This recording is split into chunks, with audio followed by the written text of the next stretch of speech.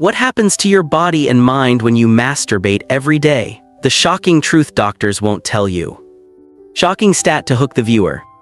Did you know that over 92% of men and more than 80% of women admit to masturbating, yet hardly anyone talks about the safe way to do it? Even stranger, more people search "is this normal?" about masturbation on Google than they do about common conditions like acne or headaches. Surprised? You're not alone. But before we dive in, do me a quick favor. Smash that like button, share this video with someone who needs the truth, subscribe to the channel, and drop your thoughts in the comments. Have you ever wondered if your habits are normal, healthy, or dangerous? Introduction: why this topic matters. Let's be brutally honest, nobody in school, not even in health class, ever sat us down and explained masturbation properly. We were given vague slides about reproductive health, maybe an awkward giggle from the teacher, and that was it. No one told us what's safe, what's risky when it becomes a problem, and how it actually impacts your mind and body long term. But today that changes. We're going to break this down step by step. The benefits of masturbation when done in moderation. The hidden dangers when you cross the line.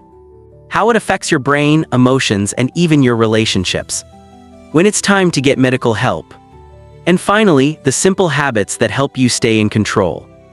By the end of this video, you won't just understand your body better, you'll feel more confident about something that almost every human does but no one dares to talk about.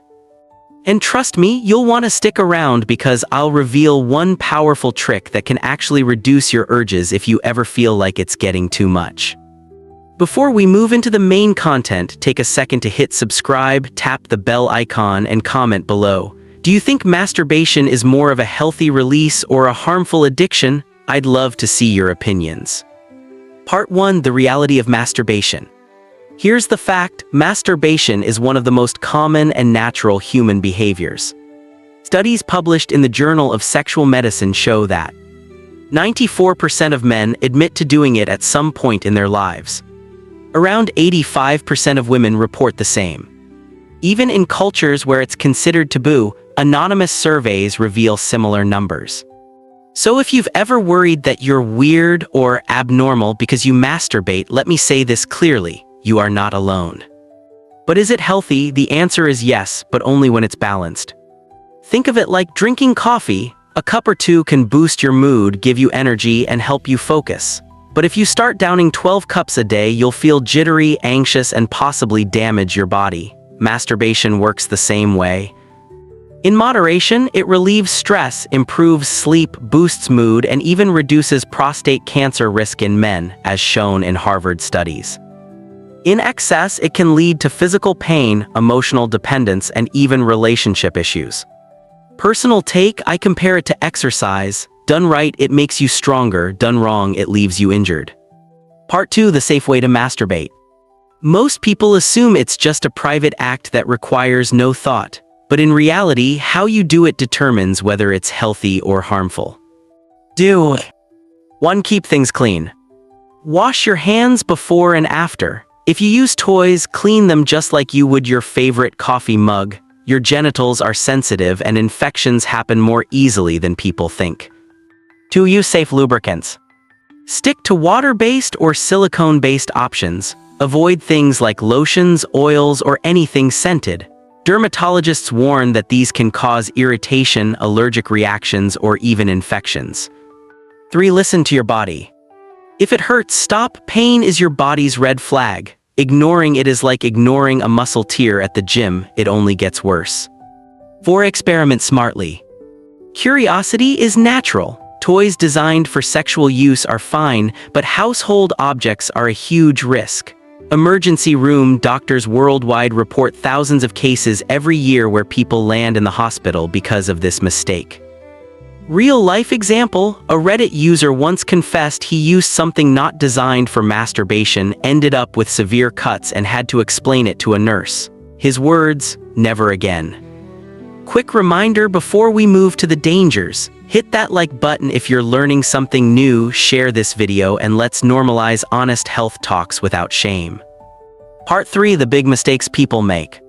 Here are the don'ts, the habits that turn something healthy into a problem. 1. Overdoing it. If you're so sore you need an ice pack, that's a giant warning sign. 2. Ignoring injuries. Redness, swelling, or cuts are not normal. They're signals that you need to stop and recover. 3. Comparing yourself. There is no normal number. Some people masturbate daily, others once a week, others barely at all. Stop comparing yourself to friends or to unrealistic content online. 4. Unsafe objects. If it's not designed for sexual use, don't use it, period. Part 4. When it becomes a problem. This is where things get serious. Sometimes masturbation is more than just a habit, it's a symptom of something bigger. Here, when you should seek help from a doctor or therapist. Pain or discomfort that doesn't go away. Feeling like you can't stop, even when you want to. Using it as your only way to escape sadness, stress, or loneliness. Any kind of injury, visible damage, or unusual discharge. And here's my personal opinion: seeking help doesn't make you weak. In fact, it shows strength. If you had a toothache, you'd go to a dentist. Why should your sexual health be treated with less importance? Before we jump into the solutions, quick reminder: subscribe, hit like, and comment if you've ever wondered whether your habits are normal. Part 5. Healthy alternatives in finding balance. If you feel like you're overdoing it, here are the science-backed ways to regain control. 1. Exercise. Channel that energy somewhere else. Studies show that men who exercise regularly report lower compulsive sexual urges. 2. Meditation. Just 5 minutes a day can reset your brain's dopamine system, reducing urges naturally. 3. Pick up a hobby. Learn guitar, paint, run, cook. Your brain loves new stimulation. 4. Talk to someone. Therapy isn't the last resort, it's the fast track to balance. Real-life example: a friend of mine took up running to distract himself from compulsive habits.